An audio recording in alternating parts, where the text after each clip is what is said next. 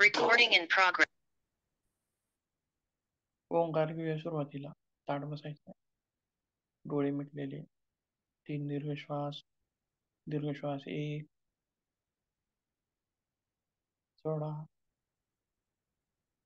परत 1 दीर्घ श्वास सोडा, परत 1 सोडा. ओंकार घेऊया, दीर्घ श्वास.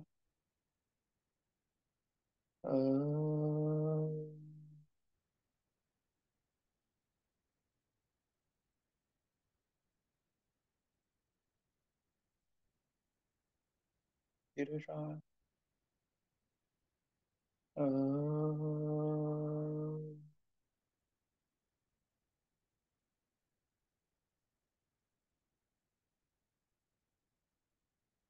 दीर्घ श्वास.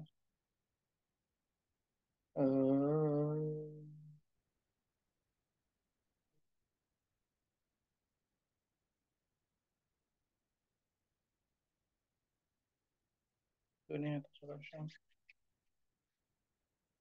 अलगद अशा रीतीने डोळे उघडून.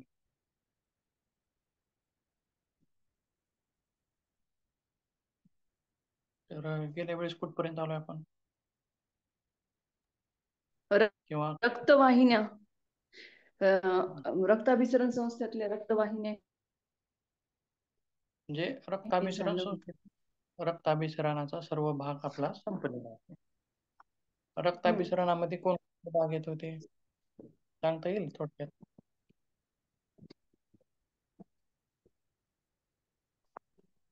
रक्ताभिसरण संस्थेमध्ये कोणकोणते भाग येत होते?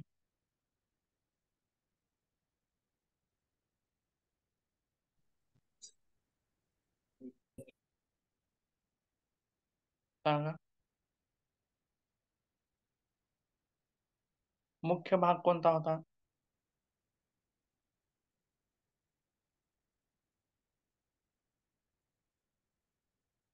रक्ताभिसरण संस्थेमध्ये 3 मुख्य भाग होते किंवा 3 भागाची रक्ताभिसरण संस्था होती. कोणकोणते होते? तर सर्वात महत्वाचा अवयव रक्त हृदय. हा, सर्वात महत्वाचा अवयव हृदय. साधन जसं की पाईपलाईन, पाणी वाहून नेते बघा शेतामध्ये, तसंच रक्तवाहिन्या. आणि तिसरी गोष्ट म्हणजे रक्त. या तिन्ही बाबतीत आपण सविस्तर अशी माहिती त्या दिवशी घेतलेली आहे. बरोबर आहे. तर आजच्या तासात आपण उत्सर्जन संस्था बघणार आहोत. कोणती संस्था? उत्सर्जन संस्था. हा, उत्सर्जन कशाला म्हणता येईल बर? आपल्या शरीरातील मल बाहेर टाकणे, त्याला उत्सर्जन म्हणतो. घामाद्वारे असू शकतो, विष्ठा विष्ठा असेल, घाम असेल, मूत्र असेल. बरोबर आहे. अशा वेगवेगळ्या गोष्टी, अशा वेगवेगळ्या घटकाद्वारे शरीरातील घाण जे आहे, ते टाकाऊ पदार्थ आहेत, ते बाहेर टाकण्याची जी संस्था आहे. बरोबर आहे. बघूया मग काय काय आहे त्याच्यामध्ये नेमकं.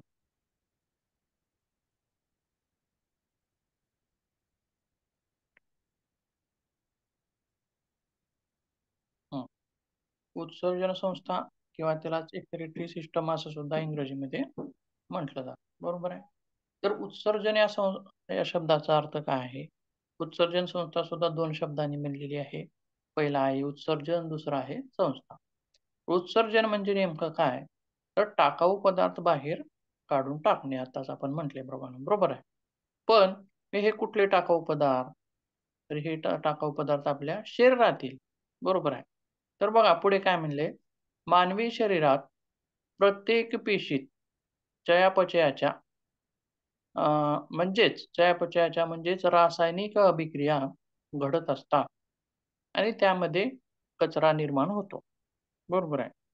म्हणजे समजा आपण माग पचनसंस्था बघताना सुद्धा आपण म्हटलं होतं, शरीर ही सुद्धा कशी एक फॅक्टरी आहे. बरोबर आहे. या शरीरामध्ये वेगवेगळ्या क्रिया, वेगवेगळ्या संस्था कार्य करत असतात. पचन संस्था कार्य करते, श्वसन संस्था करते. बरोबर आहे. रक्ताभिसरण संस्था करते. आणि या संस्थांमध्ये होणाऱ्या वेगवेगळ्या रासायनिक अभिक्रिया घडत असतात. आता पचन संस्थेमध्ये बघितलं मुखापासून पार उदरापर्यंत कोणकोणत्या अभिक्रिया व्हायच्या, कसं-कसं अन्नाचं अपघटन होत जायचं आणि अन्नाचं सूक्ष्म रूप व्हायचं. तसं म्हणजे ह्या वेगवेगळ्या रासायनिक अभिक्रिया होत आहेत. आणि कारखाना म्हटलं, की कारखान्याचे भरपूर फायदे आहेत. बरोबर आहे? अनेक वस्तू तिच्यापासून निर्मिती होतात, आपल्याला मिळतात. हे फायदे आहेत. पण त्याच्यातला एक मायनस पॉइंट सुद्धा आहे. तर मायनस पॉइंट म्हणजे काय? तर कारखान्यातून बाहेर पडणारा कचरा. बरोबर आहे. कारखान्यातून बाहेर पडणारा धूर, दूषित वायू, दूषित पाणी, कचरा, बरोबर आहे. रासायनिक क्रियामधून टाकाऊ पदार्थ निघालेले टाकाऊ पदार्थ. म्हणजे हा जसं कारखान्यातील कचरा आहे, तसंच आपलं शरीर सुद्धा एक कारखानाच आहे आणि याच्यामध्ये होणाऱ्या अभिक्रियामधून काही ना काही टाकाऊ पदार्थ पडतात. बरोबर आहे. मग काय-काय आहेत किंवा ह्या क्रिया कशा घडतात ते बघूया पुढल्या वाक्यामध्ये काय म्हटलंय, की पेशी या रक्तातून ऑक्सिजन, ग्लुकोज, प्रोटीन्स, क्षार, जीवनसत्वे, मेद इत्यादी घटक काय करतात? पेशीमध्ये पेशींना कार्य करण्यासाठी आत शोषून घेतात. बरोबर आहे. आणि दुसरी गोष्ट म्हणजे काय? शोषून घेतल्यानंतर त्या रासायनिक अभिक्रियेमध्ये किंवा ते घटक वापरण्याचे झाल्यानंतर जे टाकाऊ पदार्थ निर्माण होतात, ते टाकाऊ पदार्थ पेशी काय करतात? परत रक्तात सोडतात. बरोबर आहे. रक्तातून आवश्यक असणारे घटक घेतले गेले पेशीमध्ये आणि नावश्यक असणारे घटक म्हणजे टाकाऊ घटक काय केले गेले? परत रक्तामध्ये सोडले. म्हणजेच आपण याला काय म्हणूयात? दूषित रक्त. आपण याच्यामध्ये बघत होतो बघा, श्वसन संस्थेमध्ये बरोबर आहे. श्वसन संस्था पाहताना काय पाहिलं? ऑक्सिजन घेतला जायचा पेशीमध्ये आणि कार्बन डायऑक्साईड रक्तामध्ये सोडला जायचा. बरोबर आहे. मग कार्बन डायऑक्साईड सुद्धा काय आहे? टाकाऊ पदार्थच आहे. बरोबर आहे. तसंच मग पहिल्यांदाच म्हणले बघा, पुढे बघूया तसंच आणखीन. हां, रक्तात काय-काय सोडलं जातं मग? तर अमोनिया आहे, युरिया आहे, युरिक ॲसिड आहे, पाणी किंवा अतिरिक्त पाणी. बरोबर आहे. अतिरिक्त पाणी म्हणजे आपण पाणी दिवसभरामध्ये पीत असतो भरपूर. परंतु शरीराला आवश्यक असणारं पाणी तेवढं घेतलं जातं आणि अतिरिक्त असणारं पाणी त्याच्याद्वारे बाहेर टाकण्याचं काम सुद्धा करणं गरजेचं आहे. आणि त्याचसोबत कार्बन डायऑक्साईड इत्यादी घटक रक्तामध्ये सोडले जातात. बरोबर आहे. मग याच्यानंतर पुढे काय? तर हे रक्तात सोडलेले घटक रक्तात काय होतात? साठतात आणि रक्त काय होतं? दूषित होतं. म्हणजेच रक्त काय होतं? मलिन होतं, घाण होतं. बरोबर आहे. जर समजा रक्तातील हे घटक असेच जर साठत गेले, तर काय होईल हो? रक्त दूषित होईल ना. हां, पण समजा आज हे रक्तातील घटक बाहेर पडले नाहीत, उद्या पडले नाहीत, परवा पडले नाहीत आणि रक्तात असेच घटक साचत गेले, संचयित होत गेले. ते नाली तर जशी तसं तुंबून जाईल ते. नाली तर तुंबणारच आहे, पण जीवास धोका आहे. बरोबर आहे. जीवन क्लॉट्स तयार होतील त्याच्यामध्ये. जीवनाची जी प्रक्रिया आहे जगण्याची, याच्यामध्ये काय होईल? अडथळा निर्माण होईल. म्हणजे हे काय आहे? धोक्याचं आहे. बरोबर आहे. कचरा वेळेवर बाहेर टाकणं गरजेचं आहे, तरच शुद्ध होईल. मग पुढं काय म्हणले बघा, हे घटक जर रक्तात तसे साठून राहिले, तर जीवास काय होतो? धोका होऊ शकतो. म्हणून टाकाऊ घटक उत्सर्जक इंद्रियाद्वारे, आता हा शब्द महत्त्वाचा आहे बघा, उत्सर्जक इंद्रियाद्वारे. तर उत्सर्जक इंद्रियामध्ये वेगवेगळी इंद्रिय येतील. जसं की श्वसन इंद्रियाद्वारे नाक, घसा, फुफ्फुस अशी येत होती. तशी उत्सर्जक इंद्रियाद्वारे शरीराच्या बाहेर काढून टाकणाऱ्या शरीर संस्थेला उत्सर्जन संस्था असं म्हणतात. व्याख्या थोडीशी मोठी आहे. पेशीपासून ते बाहेर काढून टाकण्यापर्यंतची ही जी प्रक्रिया आहे, त्याला म्हणायचं आहे उत्सर्जन संस्था. बरोबर आहे. मग या उत्सर्जन संस्था किंवा हे उत्सर्जनाचं कार्य कोणाकोणामार्फत घडतं? तर बघा, आपल्या शरीरात 4 इंद्रियांद्वारे उत्सर्जन घडते. कोण्या-कोण्या इंद्रियाद्वारे? एक आहे मूत्रसंस्था, दुसरा आहे मोठे आतडे, तिसरा आहे फुफ्फुसे आणि चौथा आहे त्वचा. बरोबर आहे. मोठ्या आतड्याद्वारे आपण काय बाहेर फेकलं जातंय ते बघितलंय पूर्वी, किंवा फुफ्फुसाद्वारे काय बाहेर फेकलं जातं ते पण बघितलंय. फुफ्फुसामध्ये काय व्हायचं, ऑक्सिजन रक्तात सोडला जायचा आणि कार्बन डायऑक्साईड हा रक्तातून बाहेर काढून फेकला जायचा. म्हणजे वायूची देवाणघेवाण किंवा अशुद्ध वायू काढून घेऊन बाहेर टाकण्याची जी क्रिया होती ती कुठं घडत होती, फुफ्फुसामध्ये होती. पण रक्तातील युरिया असेल किंवा युरिक ऍसिड असेल किंवा अमोनिया असेल, हे घटक फुफ्फुसामध्ये काढले जात होते का हो? आणि हे घटक कसे आहेत, लिक्विड स्वरूपामध्ये आहेत, हे फुफ्फुसामध्ये काढले जात होते का? तर नाही. फक्त वायू, दूषित वायू, रक्तातील दूषित वायू किंवा टाकाऊ वायू बाहेर काढून टाकला जायचा फुफ्फुसामध्ये. आणि चौथा जी घटक आहे ती त्वचा आहे. मग त्वचेद्वारे सुद्धा आपल्या रक्तातील काही तत्व, काही घटक, टाकाऊ घटक बाहेर काढून टाकले जातात. म्हणजेच कोणाद्वारे? तर घाम याद्वारे, घर्मग्रंथी याद्वारे, ते आपण पुढे पाहणार आहोत. त्याच्यापूर्वी आपण सुरुवातीला मूत्रसंस्था ही सगळ्यात महत्वाची उत्सर्जन संस्थेमधील ही आहे, संस्था आहे. ती काय आहे आपण आता सविस्तरपणे पुढे बघूया. तर मूत्रसंस्था आता ही कशी आहे, रचना कशी आहे, तिची अनाटॉमी कशी आहे, बरोबर आहे, ते बघूया. तर मूत्रसंस्थेत एक वृक्कजोडी असते, म्हणजे त्याला काय म्हणायचं आपल्याला, किडनीज, बरोबर आहे. या किती असतात? 2. हृदय किती असतात हो, 1 का 2? 1. फुफ्फुस किती असतात? 2. 2. डावा आणि उजवं. हृदय मात्र एकच, बरोबर आहे. पण आणि लहान आतडे किती असतात? एकच आहे. मोठं आतडे किती आहेत? एकच आहे. एकच. जठर एकच आहे. यकृत एकच आहे. हा, बरोबर आहे. पण किडन्या किती आहेत? 2 आहेत. बरोबर आहे. आणि दुसरी गोष्ट म्हणजे एक मूत्रवाहिकांची जोडी, त्यालाच म्हणायचं आहे युरेटर. आणि तिसरी गोष्ट आहे मूत्राशय, त्याला म्हणायचं आहे ब्लॅडर. आणि चौथी गोष्ट आहे मूत्रमार्ग, म्हणजे मूत्र विसर्जनाचा मार्ग, त्याला म्हणायचा आहे युरेथ्रा. यांचा समावेश होतो. आणि स्थान कुठं आहे त्याचं? बरोबर आहे. वृक्कांचं किंवा किडनीचं स्थान कुठं आहे?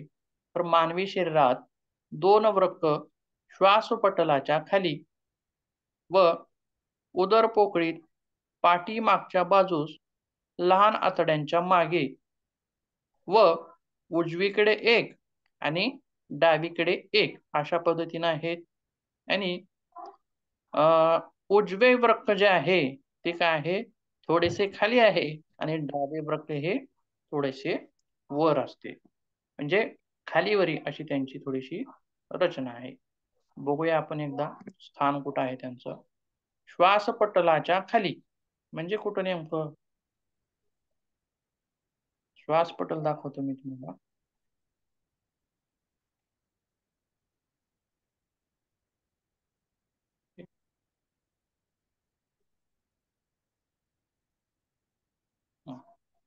हे बघा काय आहे, श्वासपटल लाल रंगाचं जे आहे, गडद रंगामध्ये दाखवलेलं आहे बघा. आणि वरच्या बाजूस कोणती इंद्रिय आहेत? श्वसन संस्था एक आहे, म्हणजे फुफ्फुस आहे, आणि हृदय आहे, बरोबर आहे. पण पचन संस्था वरी आहे का खाली आहे हो, सांगा बरं आता. पचन संस्था खाली आहे. खाली म्हणजे खूप खाली नाहीये.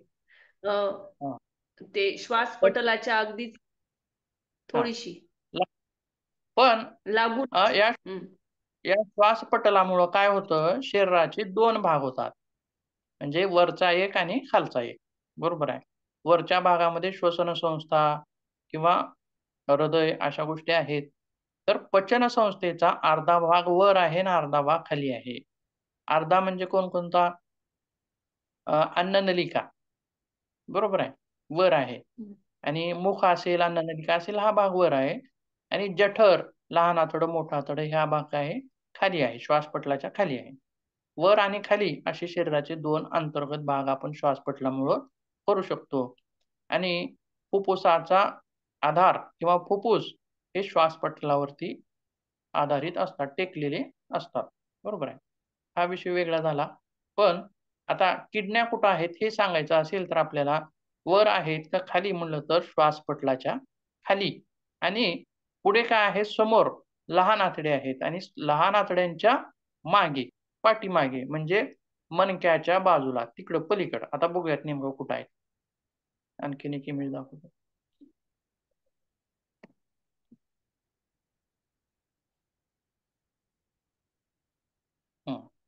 आता समजा आपण पुढला लहान आतड्याचा भाग काढून ठेवला, कळला. तर त्याच्या मागे 2 भाग दिसतात बघा आता इथं. 2 आहेत किडन्या, बरोबर आहे. एक राइट किडनी आणि एक लेफ्ट किडनी. राइट किडनी थोडीशी खाली आहे, लेफ्ट किडनी थोडीशी वर आहे. बरोबर आहे. म्हणजे हे स्थान झालं. बरोबर आहे. काय झालं हे किडनीचं स्थान झालं. आणि किडनीचे वेगवेगळे भाग बघूयात आपण आता मग काय-काय आहेत.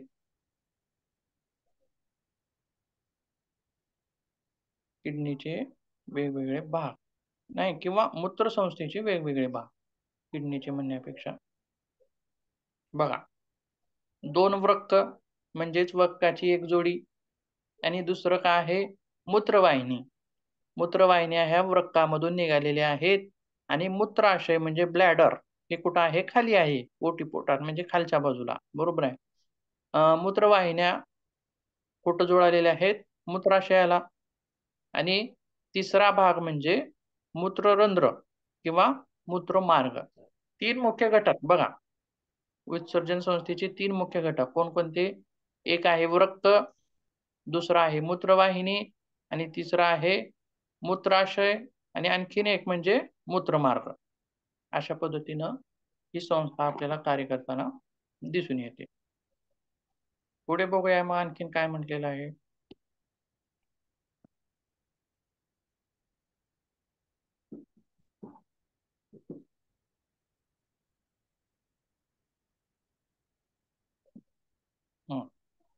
त्याचं ठिकाण आणि रचना आपण बघितलेली आहे. बाह्य रचना कशी आहे आणि पुढे काय म्हटलेलं आहे बघा. तर आकार वृक्कांचा, किडनींचा आकार कसा आहे हो? कोणत्या बियासारखा आहे? सांगता येईल? काजूच्या बदामासारखा हां, काजूच्या काजूच्या काजूंच्या बियासारखा किडन्यांचा आकार आहे. बघा, शरीरातील जे अवयव आहेत वेगवेगळे, त्यांची रचना आणि बाहेरच्या एखाद्या ह्याची खाद्यपदार्थाची किंवा फळाची त्याची रचना थोडीशी मिळती-जुळती दिसून येते. आणि असं म्हटलं जातं, ग्राह्य धरलं जातं, की ते जे मिळतं-जुळतं फळ आहे, ते आपण त्या विकाराशी निगडीत असणाऱ्या ह्याच्यामध्ये खाल्लं पाहिजे किंवा खावं किंवा त्या मिळत्या-जुळाचं जे मिळतं-जुळतं जे फळ आहे, ते खाल्ल्यामुळं त्या अवयवाला पोषण मिळतं असं सुद्धा म्हटलं जातं. जसं की आपण हृदय कोणासारखं आहे म्हटलं, बरोबर आहे रचना, टमाट्यासारखी रचना होती. रंग पण लालच होता. मध्ये पोकळ होतं, मध्ये एक पटल होतं, बरोबर आहे. किंवा आणखीन असे वेगवेगळे. आता फुफ्फुसामध्ये बघा, फुफ्फुसामध्ये एल्व्हिओल्स जे होते, छोटे-छोटे जे एल्व्हिओल्स होते, ते कशासारखे होते? द्राक्षाच्या घडासारखे होते, बरोबर आहे. किंवा डोळ्यांची रचना असेल, अशा वेगवेगळ्या भागांची रचना बाहेर सुद्धा कुठेतरी ती दिसून येते. कोणत्यातरी फळामध्ये, कोण्यातरी बियामध्ये वगैरे आपल्या आणि मेंदूची त्याच्या संबंधित आपल्या मेंदूची मेंदूसारखं फळ म्हणजे ते अक्रोड हां, राइट. छान. मेंदूच्या बरोबर आहे. अक्रोडासारखी त्याची रचना आहे आणि अक्रोड असेल किंवा आता बघा गाजराचा काप घेतला म्हणजे काप असं गोलसर काप काढला, तर तो कशासारखा दिसतो? डोळ्यामध्ये जी रचना आहे तशी ती रचना दिसते. बरोबर आहे. हम्म, हम्म. आणि त्या अवयवाशी ते फळ खाल्लं, तर त्या अवयवाला पोषण मिळतं. ते थोडक्यात बरोबरच आहे. कारण त्याच्यामध्ये त्या अवयवाला आवश्यक असणारे घटक आपल्याला दिसून येतात. जसं की डोळ्याला व्हिटॅमिन ए गरजेचं आहे. बरोबर आहे. आणि व्हिटॅमिन ए कशामध्ये सापडतो? गाजरामध्ये. बरोबर आहे. किंवा मेंदूला आवश्यक असणारे जे घटक आहेत, ते अक्रोडामध्ये आपल्याला दिसून येतात. असं वेगवेगळी रचना आणि द्राक्षामध्ये सुद्धा व्हिटॅमिन सी वगैरे. तर श्वसन संस्थेसाठी व्हिटॅमिन सी खूप गरजेचं आहे. असं आपल्याला तिच्यामध्ये साम्य थोडंसं दिसून येतं. ठीक आहे, हा भाग वेगळा झाला. तसेच मग किडण्यांची रचना कोणासारखी आहे? तर काजूंच्या बियांसारखी किंवा आणखीन एक बी असतं बघा. वरण्याच्या शेंगामध्ये बी असतं. हम्म त्याची हम्म पण रचना किंवा आणखीन कुठलं तरी एक बी आहे, त्याचं नाव माझ्या लक्षात येत नाही. तांबूस रंगाचंच असतं. ते त्याला हे म्हणतात हुलगा हुलगा.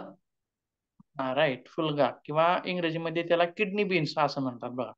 इंग्रजीमध्ये किडनी बीन्स म्हणतात आणि आपण हुलगा म्हणून ओळखतो. आणि रंग सारखा आहे. किडण्यांचा रंग आणि त्या बियांचा रंग सारखा आहे. रचना सारखी आहे. बरोबर आहे.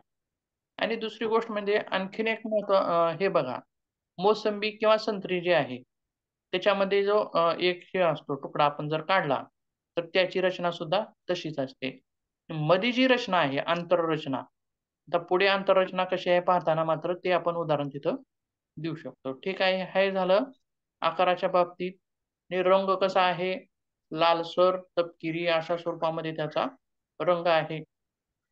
आणि किडनीचं वजन हे जवळपास 100 ते 150 ग्रॅम असं भरतं. स्त्रियांमध्ये याचं वजन थोडंसं कमी असतं. आणि यांची लांबी किती आहे? 10 ते 13 सेंटीमीटर सेमी लांबी आहे आणि 6 सेमी रुंदी आहे. त्यासोबत 3 ते 4 सेमी अशी जाडी आहे. आलं का लक्षात? वजन, लांबी, रुंदी आणि उंची. त्यानंतर मूत्रपिंड हे बाहेरून गोलाकार असते व मधल्या बाजूने एक खाच असते. म्हणजे थोडक्यात बघा, हुलग्याचं बी आपण म्हणलं, की हुलग्याचा बियाचा डोळा कुठं असतो हो? तर मधल्या बाजूने, पोटाच्या ठिकाणी. बरोबर आहे. आणि या खाचेतून शिरा, धमन्या व मूत्रनलिका गेलेल्या असतात. बघूया एकदा. आणि पुढचं एक वाक्य सलग करूयात. आणि वृक्काच्या वर ॲड्रिनल नावाची ग्रंथी असते. दोन्ही वृक्कांच्या वर.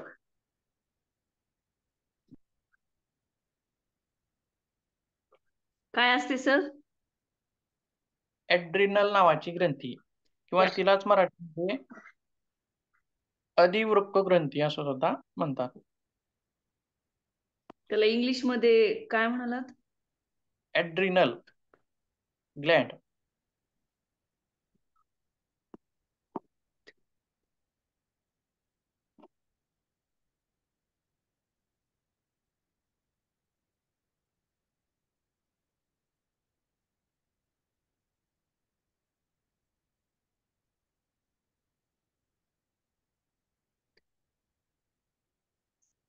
आता याच्यामध्ये आपण बघू शकतो. बघा, हे हृदयाकडून आलेल्या धमन्या आणि शिरा आहेत. आता किडण्यांना सुद्धा, आता किडण्यामध्ये रक्त जाणार आहे किंवा रक्तपुरवठा कुठून होतो? तर धमन्या आणि शिरा ह्या आहेत.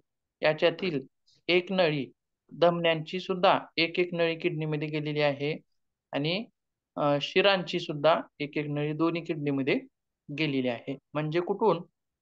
तर पुढचा भाग किंवा किडनीचा तोंडाचा भाग असं त्याला आपण म्हणू. आणि तिसरी एक नलिका म्हणजे तर कोणती? मूत्राशय नलिका, मूत्रवाहिनी. ही 3 नळ्या, तिन्ही प्रकारच्या नळ्या दोन्ही किडनीमध्ये आपल्याला तिथून गेलेल्या दिसतात. आणि ॲड्रिनल ग्लॅंड कुठं आहे? रंगानं कशी आहे ती? पिवळी आहे. आणि ज्याप्रमाणे आपण डोक्यावर टोपी घालतो, तशा पद्धतीनं हे ॲड्रिनल ग्लॅंड वरती असते. पिवळ्या रंगाची आहे बघा वर. दोन्ही किडनीच्या वर पिवळा भाग आहे टोपीसारखा.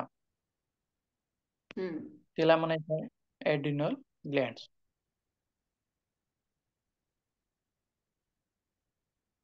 पुढे बघूया. आता ही झाली किडण्यांची बाह्य रचना त्याचं स्पेलिंग सांगा किंवा ना. कशाची? ऍड्रिनलचं स्पेलिंग.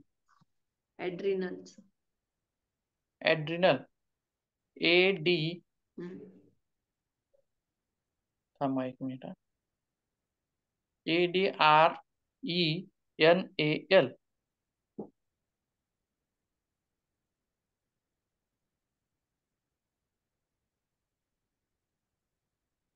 हम्म. ठीक आहे. आता आंतररचना बघूया. आंतररचनेसंबंधी काय माहिती आहे किडण्यांची? तर बाह्य रचना झालेली आहे.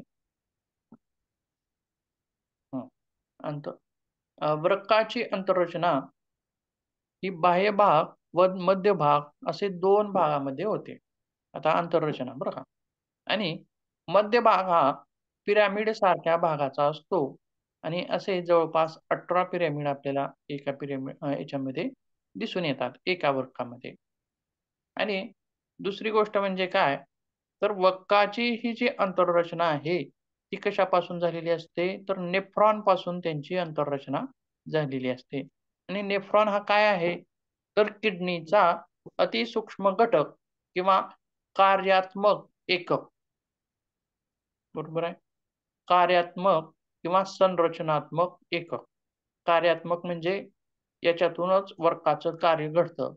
किंवा फुफ्फुसामध्ये अतिसूक्ष्म घटक काय होता फुफ्फुसाचा?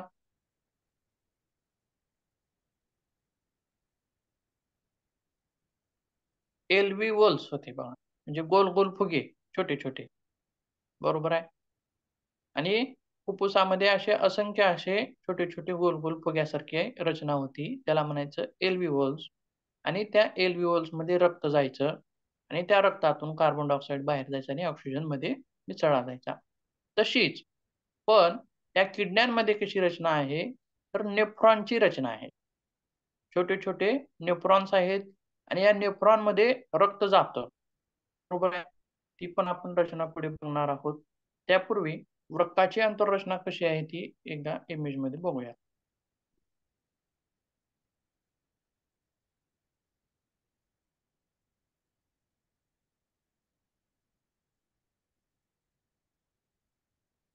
आता हा वृक्काचा काप आहे असं समजूया. बघा, बरोबर आहे. आता इथं आपण उदाहरण याचं देऊ शकतो बघा. मोसंबीचा एक हे तुकडा त्याचा काढलेला आपण एक-एक भाग काढतो बघा तशी. आता काय-काय याची रचना आहे, तर इकडून बघूयात. अ, वृक्कधमनी म्हणजे लाल वृक्कामध्ये रक्त घेऊन जाणारी अ, आणि वृक्कशीर बरोबर आहे. वृक्कातून अशुद्ध रक्त वाहून परत आणणारी आणि मूत्रवाहिनी. ह्या 3 नलिका पुढून तोंडातून वृक्कामध्ये एंटर झालेल्या आहेत. बरोबर आहे. आता नलिका सोडून बाकीचा भाग. तर या बाकीच्या भागामध्ये अ, एक खाली नाव आहे बघा मध्य अंग आणि त्याच्या लगेचच पुढचं नाव आहे बाह्य अंग. म्हणजे बाहेरचा भाग. जसं की बघा मोसंबीचं जे हे असतं फळ त्याला वरचं पातळ पापुंद्रा असतो बघा पांढरट, त्या फळाच्या मधल्या भागाला. तशा प्रकारचा म्हणजे बाह्य अंग आणि दुसरी गोष्ट म्हणजे मध्य अंग. 2 भाग मुख्य आहेत वृक्काचे.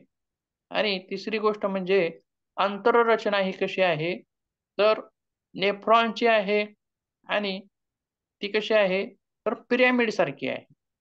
आणि ही पिरॅमिड कशी आहे तो उलट्या स्वरूपात, त्रिकोणी आकाराचे. चपटा जो भाग आहे, तो कोणीकडे आहे? बाह्य अंगाकडे आहे आणि खाली. त्रिकोणाचा वरचा निमुळता जो भाग आहे, तो मधल्या भागाकडे आहे. बरोबर आहे? त्याला म्हणायचं आहे वृक्क पिरॅमिड आणि यांची संख्या 18 असं सांगण्यात आलेली आहे. बरोबर आहे. आणि वृक्कधमनी हा नलिकामधला भाग झाला आणि त्याच्या पुढे आणखीन एक नाव आहे वक्राणू. वक्राणू म्हणजे किडनीचा अतिशय सूक्ष्म भाग म्हणजे वक्राणू. आता त्याच्या पुढे यालाच म्हणायचं आहे इंग्रजीमध्ये नेफ्रॉन्स. आणि हे पिरॅमिडमध्ये जे रेषा-रेषा वगैरे दिसतायत बघा, तो नेफ्रॉनचाच भाग आहे. तो कशाचा भाग आहे? जसं की मोसंबीच्या फळामध्ये छोटे-छोटे हे असतात बघा, एका-एका ह्याच्यामध्ये पाणी भरलेलं असतं. ट्यूब्स हे असतात छोटे-छोटे, बरोबर आहे? आणि तशीच रचना आहे सेम तशी.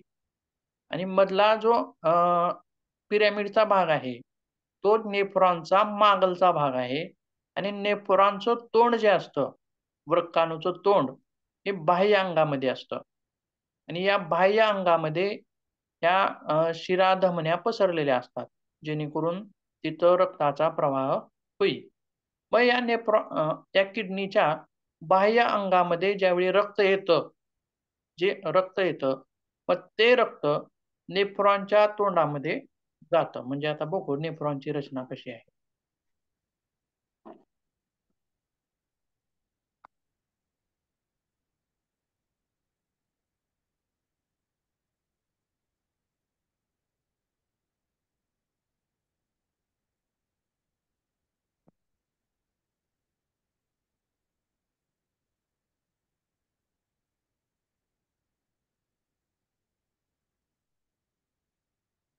अशा स्वरूपामध्ये नेफ्रॉनची रचना आहे. आता बघा पुढचा जो भाग आहे गोलसर आणि त्याच्यामध्ये शीर गेलेली धमनी गेलेली आहे असं आपल्याला दिसून येतं. आणि मधला जो भाग आहे तिथं काय आहे केशवाहिन्यांचं म्हणजे रक्तांचं काय आहे जाळं आहे. एक मिनिट एकदा नेफ्रॉनची रचना तुम्हाला वाचून दाखवतो मग आपण ती इमेज बघूया.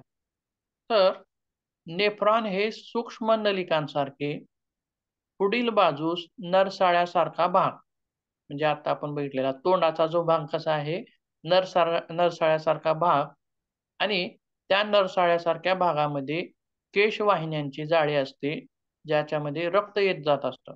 बरोबर आहे असते. त्याला काय म्हणायचं आहे माल्फिजियन बॉडी. आणि ही माल्फिजियन बॉडी आणि हे रक्तवाहिन्यांचं जाळं यांना एकत्रित मिळून बोमन्स कॅप्सूल असं म्हणतात. काय म्हणतात बोमन्स कॅप्सूल. मग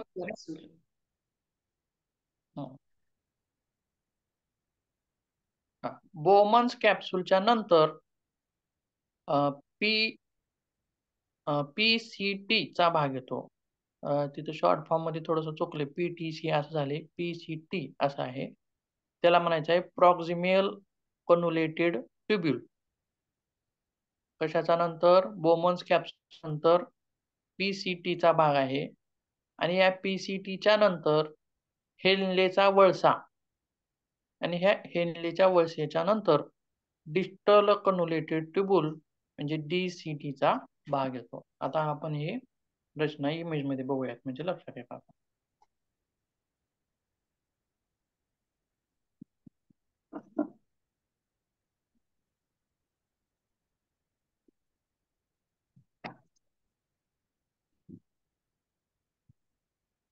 आता याच्यामध्ये बघा पहिलं जे नाव आहे किंवा नरसाळ्यासारखं तोंड जे आपण म्हणलं तर तोंडाची रचना नरसाळ्यासारखी आहे आणि त्याच्यामध्ये केशवाहिन्यांचं जाळं आहे.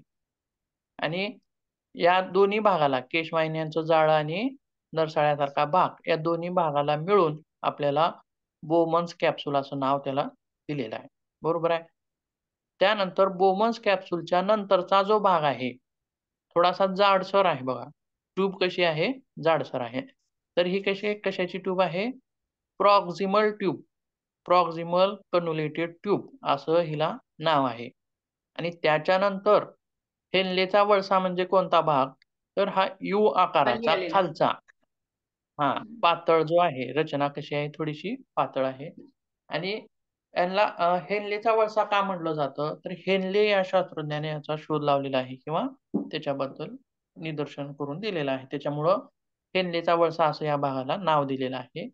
आणि हेनलेच्या वळस्याच्या नंतर पुढील जो भाग आहे तो आहे डिस्टल ट्यूब डिस्टल कन्व्होल्युटेड ट्यूबचा भाग आहे.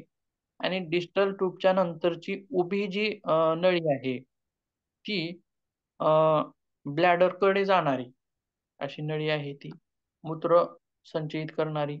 आता त्यानंतर बघा याच्यात कार्य काय काय घडतं ते बघूया आपण सांगू. ही रचना तर समजली तुम्हाला नेफ्रॉनची.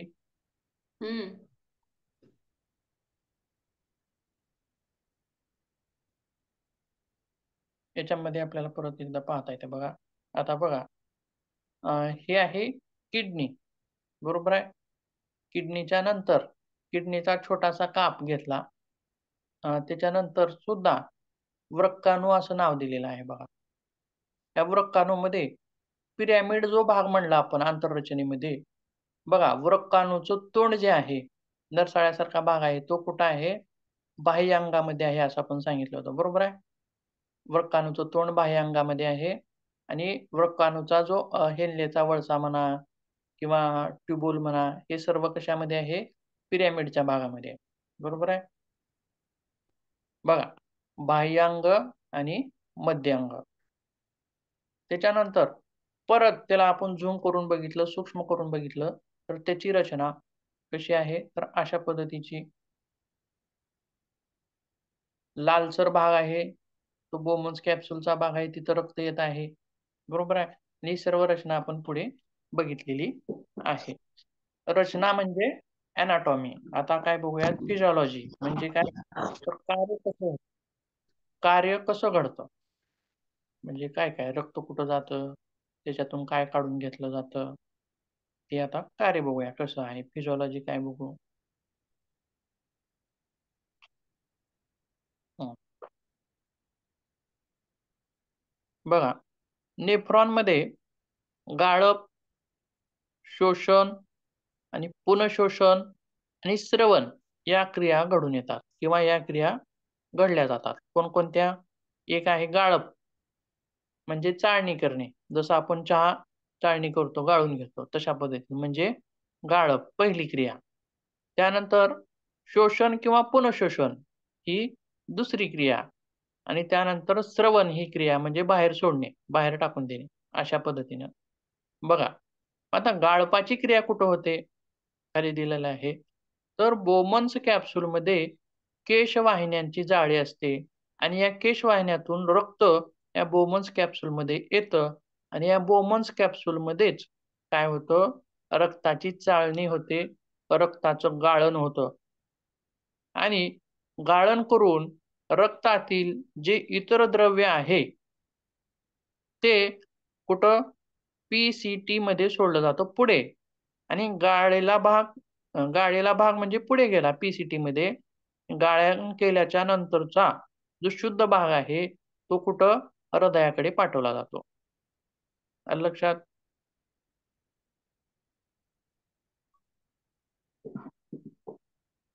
आपण नरसाळ्यासारखा जो भाग बघितला, त्याच्यामध्ये रक्ताचं गाळण झालं, अशुद्ध रक्ताचं गाळण झालं.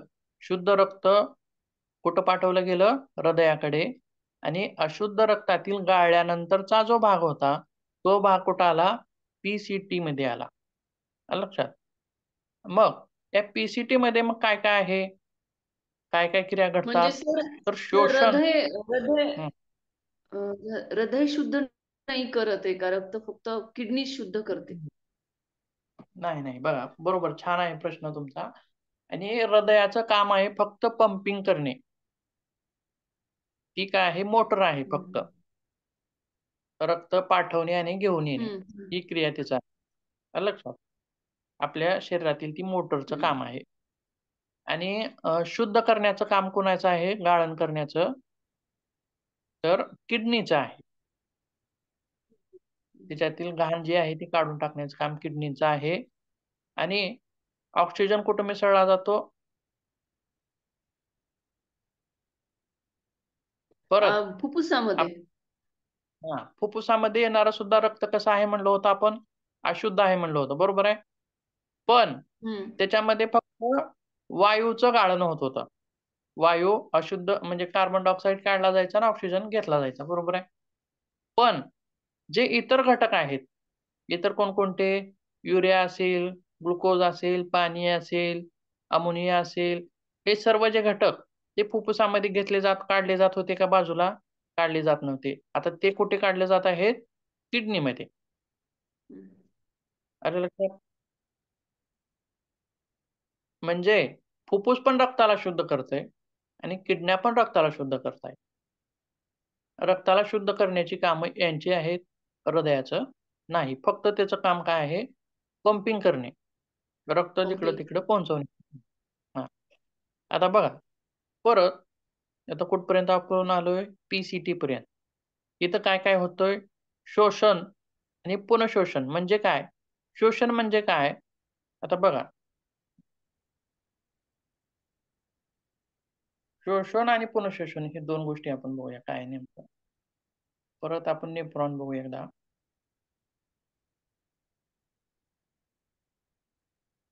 आता बघा, या नरसाळ्यासारखा जो भाग आहे, त्याच्यात गाळण झालं आणि त्या गाळण झालेल्यामधलं शुद्ध रक्त तर निघून गेलं. पण गाळण झालेला जो भाग आहे, तो शोषून घेणे म्हणजे प्रॉक्सिमल ट्यूब्यूल शोषण. आणि आता पुनःशोषण म्हणजे काय? तर ज्यावेळी रक्तातून गाळण होऊन आलेला भाग असतो, तर त्याच्यामध्ये काय-काय असतं? पाणी असतं. समजा आपण ती मूत्रच म्हणूयात आपण त्याला. आलं लक्षात? त्याच्यामध्ये सुद्धा काय-काय असतं? Ammonia, urea, glucose uric acid, पाणी, अतिरिक्त पाणी, कार्बन डायऑक्साईड हे सगळ्या हे असतात. बरोबर. पाणी असतं, ग्लुकोज असतं, जीवनसत्वे असतात. बरोबर आहे का? खनिजे असतात, युरिया असतो, हम्म. इतर घटक असतात. जर समजा हम्म.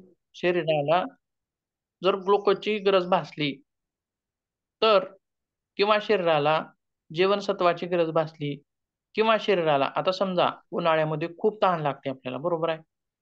किंवा तुम्हाला पाणीच खूप जास्त वेळ भेटलं नाही, बरोबर आहे? तहान तर लागलेली आहे, पण खूप जास्त वेळ पाणी भेटलं नाही. मग आता कसं? बरोबर आहे. किंवा खूप वेळ तुम्ही उपाशी आहात. मग ग्लुकोज भेटलं नाही. बरोबर आहे. तर याच्यामध्ये काय होतं, पुनःशोषण होतं. म्हणजे रक्तातून हे काढलेले जे घटक आहेत, टाकाऊ घटक, परत त्याच्यातून ग्लुकोज म्हणा, पाणी म्हणा, या गोष्टी परत आणखीन आपल्या रक्तामध्ये खेचून घेतल्या जातात. ही क्रिया कुठं घडते? पी-सी-टीमध्ये. आलं लक्षात? आणि त्याच्यानंतर आता या पी-सी-टीच्या नंतर कुठं जातं मग? हा घटक, हे सगळे घटक, हे मूत्र कुठं जातं? तर पुढे हेनलेच्या वळस्यामध्ये जातं आणि हेनलेच्या वळस्यातून डी-सी-टीमध्ये म्हणजे हेनलेच्या वळस्याच्या पुढच्या भागामध्ये जातं आणि त्याच्यातून परत एक नळी आहे. त्या नळीद्वारे मूत्रमार्गाकडे याचं वहन केलं जातं. तर बघा, आता सुमारे दिवसाकाठी किंवा बघा शरीरामध्ये एकूण रक्त किती असतं असं सांगितलं आपण रक्त संस्थेमध्ये 5 ते 6 लिटर रक्त आपल्या शरीरामध्ये असते. एकूण रक्त सर्वच. आणि 5 ते 6 लिटर रक्त गाळण्याचं काम करण्यासाठी किडनी 35 ते 40 मिनिटामध्ये 5 ते 6 लिटर गाळण करू शकते. इतकी तिची क्षमता आहे किडनीची. आणि दिवसभरामध्ये एका दिवसाकाठी 1 ते 2 लिटर मूत्र तयार होऊ शकते किंवा मग ते आपण पाणी पिण्याच्या वगैरे गोष्टीवर अवलंबून असतं. आणि दुसरी गोष्ट, मग मूत्रामध्ये काय-काय घटक असतात? तर 95% पाणी असतं. 95% पाणी आणि 2.5% युरिया आणि 2.5% हे इतर घटक असतात. जसे की अमोनिया वगैरे इतर घटक असतात.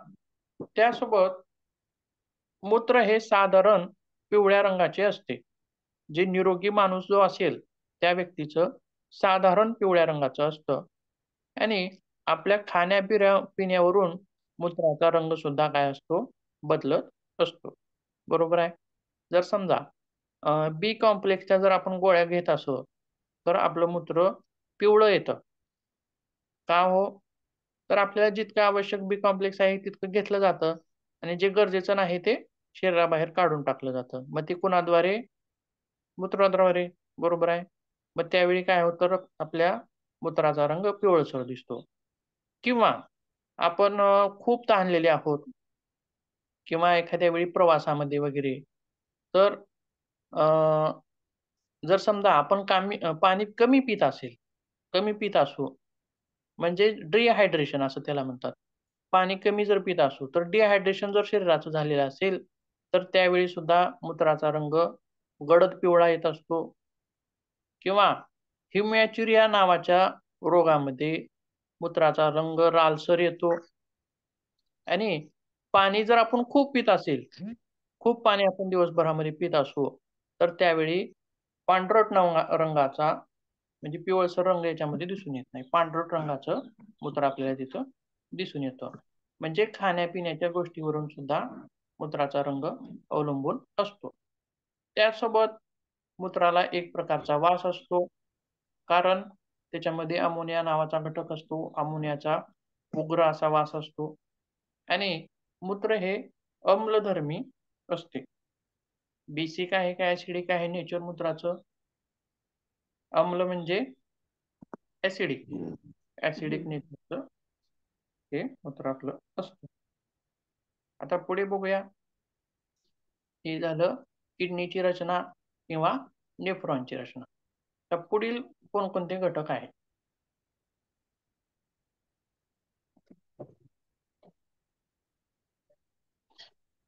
उत्सर्जन संस्था पूर्ण झाली का आपली इथंच? नाही. फक्त आपण रक्त शोधून गाळून आणलेलं आहे आता.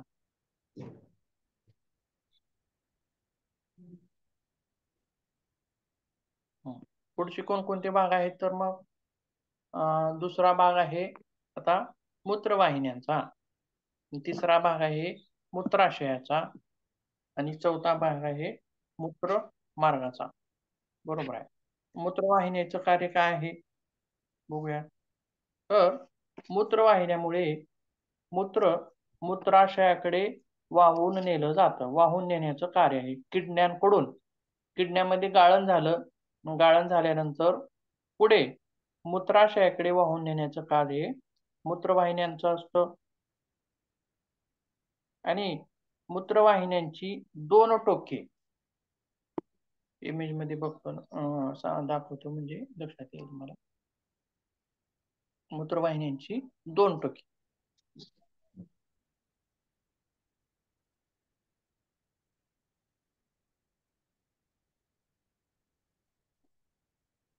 हा, या पिवळ्या रंगाच्या काय आहेत? मूत्रवाहिन्या आहेत. आणि खाली जी गोलसर रंगाची काय आहे ती पिशवी आहे, ब्लॅडर आहे, युरिनरी ब्लॅडर. आणि काय आहेत? या ज्या नळ्या आहेत, मूत्रमार्गाच्या ज्या नळ्या आहेत त्याची दोन टोके, म्हणजे एक टोक किडनीला जोडलेलं आहे वरचं, आणि खालचं टोक मूत्राशयामध्ये ओपन झालेलं आहे. बरोबर आहे.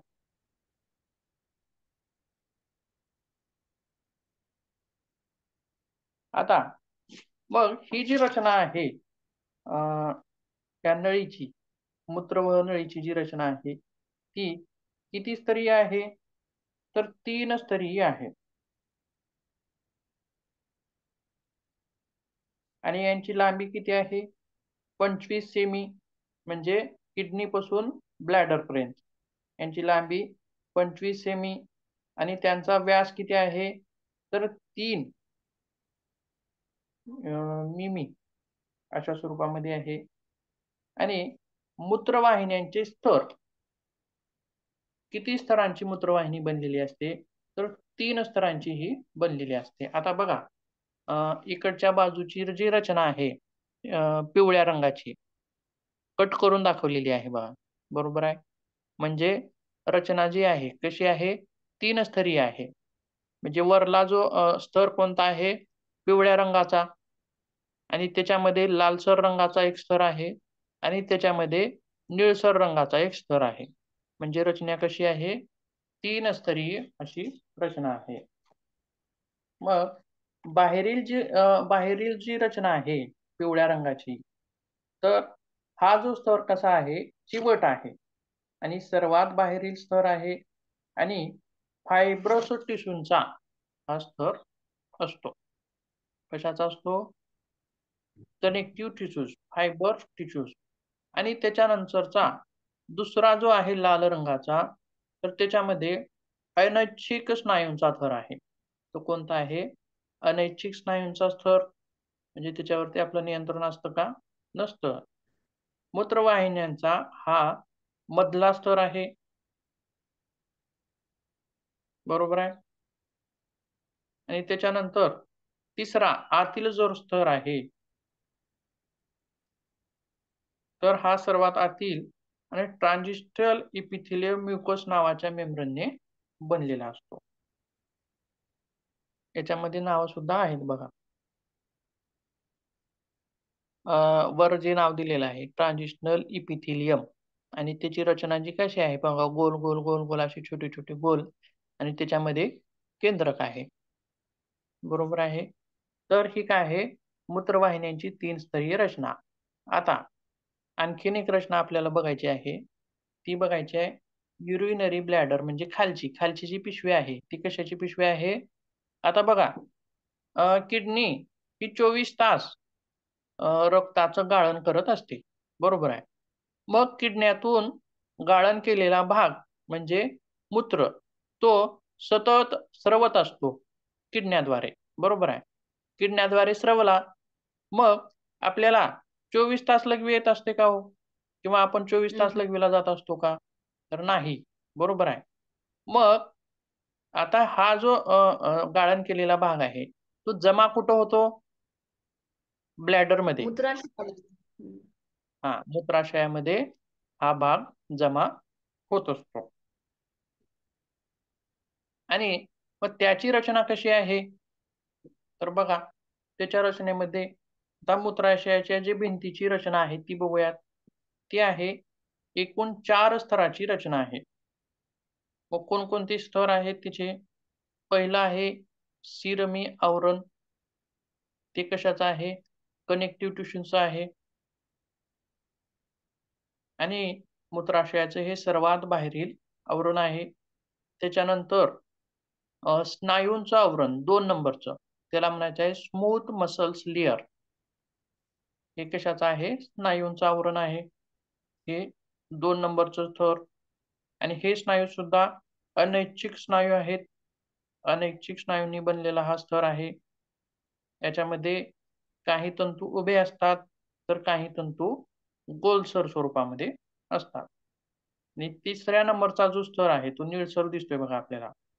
सबम्युकस आवरण आहे आणि या आवरणामध्ये रक्तवाहिन्या, लसवाहिन्या, अनुकंपी किंवा पराअनुकंपी चेतासंस्था यांचे हे असतात, समूह असतात.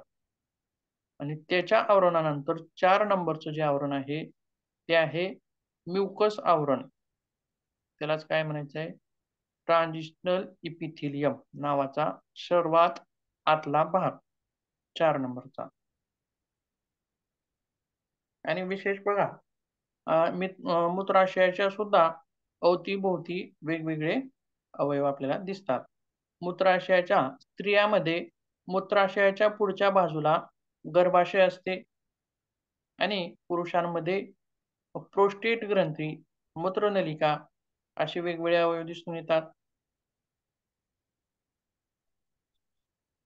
आणि मूत्राशय जे आहे ते स्त्रियांमध्ये छोटं आणि पुरुषांमध्ये थोडंसं आकारानं मोठं असतं.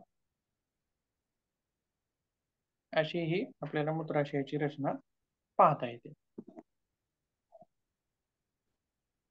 आणि दुसरी गोष्ट म्हणजे याच्यामध्ये 3 ओपनिंग्ज आहेत बघा. कोणकोणत्या ओपनिंग्ज आहेत?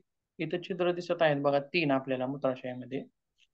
2 हम्म. ओपनिंग आहेत. ह्या 2 ओपनिंग वरच्या आहेत म्हणजे मूत्रनलिकांच्या. किडनीकडून मूत्र मूत्राशयामध्ये येतं आणि साठतं.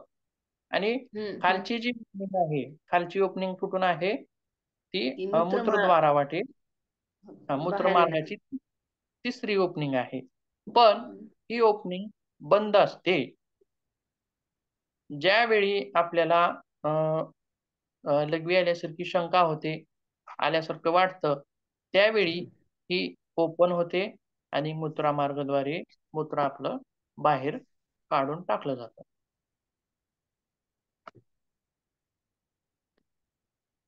आणि वरच्या ज्या मूत्रनलिका आहेत, तिथं सुद्धा वाल्व्स असतात, जेणेकरून मूत्र हे परत जाणार नाही किडण्यांकडे. आता ही झाली अंतर्रचना. आता मूत्रमार्गासंबंधित काही विकार आहेत किंवा किडण्यासंबंधित काही विकार आहेत. तर सांगा बरं एखादा विकार तुम्हाला सांगता येईल का?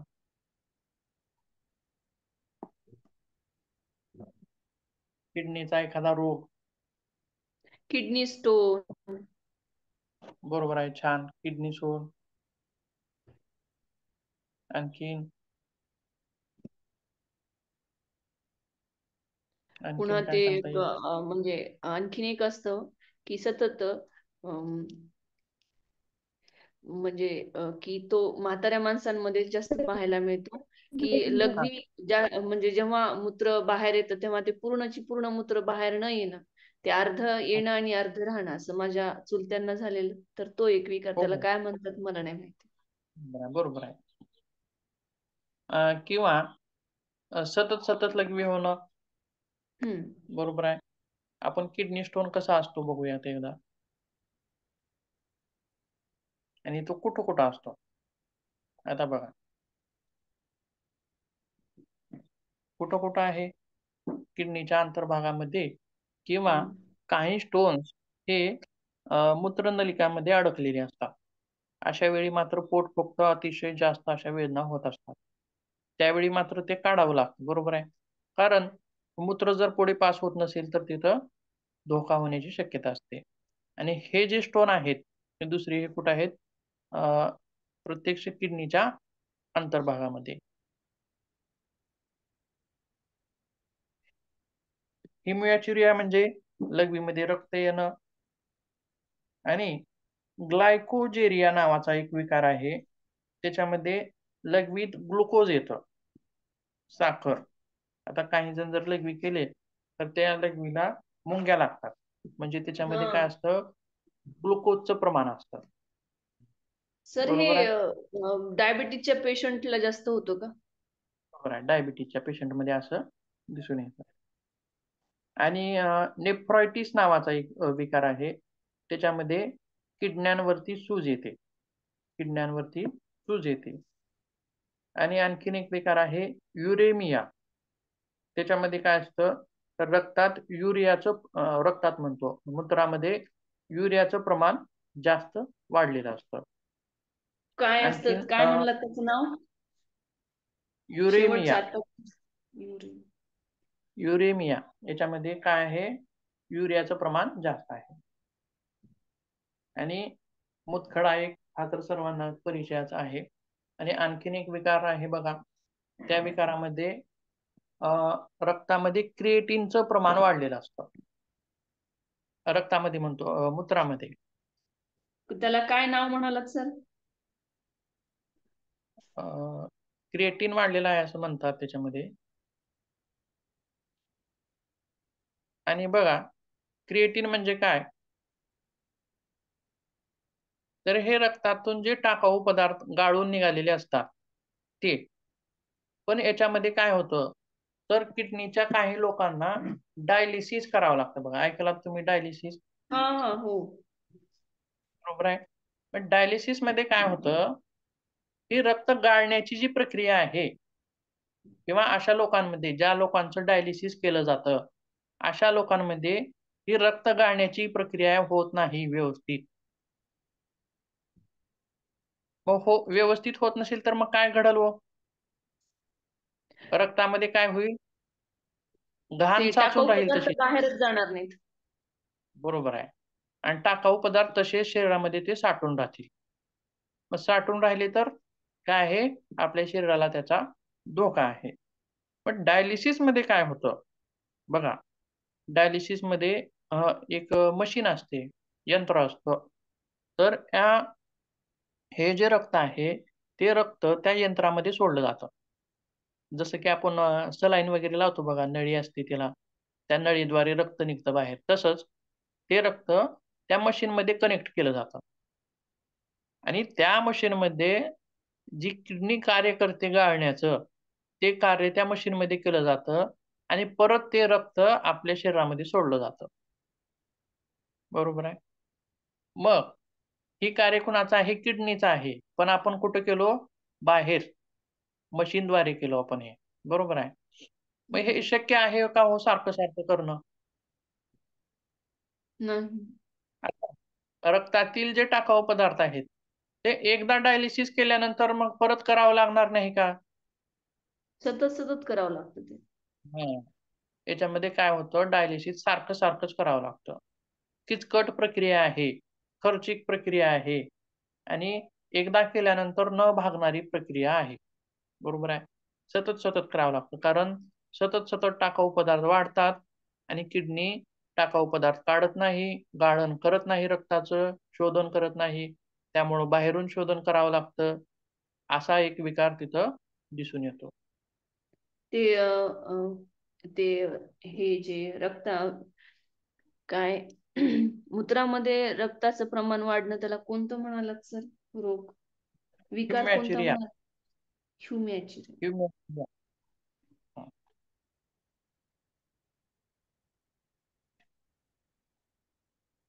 यावेळी मात्र मूत्राचा रंग लालसर दिसत असतो.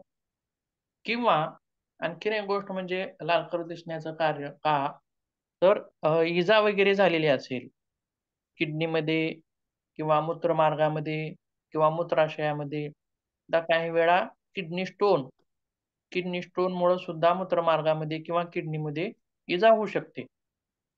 आता स्टोन खरचटला अशा स्वरूपामध्ये आपण तसं समजूया तिथं. ते इजा जर झाली, तर तिथं काय होईल? रक्तप्रवाह होऊ शकतो. बरोबर आहे? आणि तो रक्तप्रवाह कशाद्वारे बाहेर येईल? मूत्राद्वारे. त्यावेळी सुद्धा आपलं मूत्र लाल रंगाचं दिसू शकतं.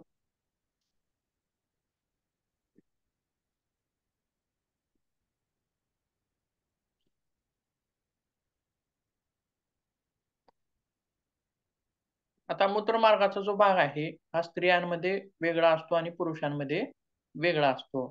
तो भाग आपण रिप्रोडक्टिव्ह सिस्टममध्ये तिथं नंतर आपण बघूयात. आता मूत्र विसर्जन संस्था ही आपली इथं पूर्ण होते. याच्यामध्ये काय अडचण असेल तर विचारू शकता.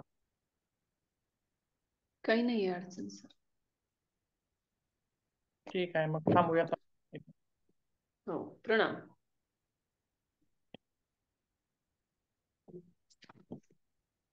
सर